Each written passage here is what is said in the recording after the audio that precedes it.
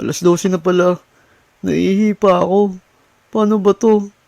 Ako bahala na. Nasa ibaba ang CR namin noon, bandang likuran ng bahay namin. Gawa lang yung sayero at may konting siwang sa taas. Lagi nakapatay yung ilaw sa baba dahil wala naman natutulog doon. Bago ka makarating ng CR, kailangan bumaba ng hagdanan at pindutin ang switch ng ilaw sa bandang gitna. At dahil natatakot talaga ako, pumipikit na lang ako hanggang makarating ako sa switch ng ilaw sa baba. Nung bata ako, sobrang natatakot talaga ako na magbanyo, lalo na kapag gabi o madaling araw. Open kasi yung bubong ng CR namin that time. Pakiramdam ko kapag tumingala ako habang umiihi, may bubulaga sa aking multo any moment.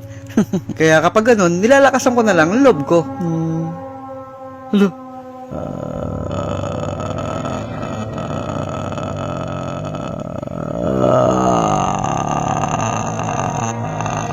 Hindi to totoo. Imagination lang to. Pagkatapos kong umihi, dali-dali na akong umakyat sa taas. 1, 2, 3.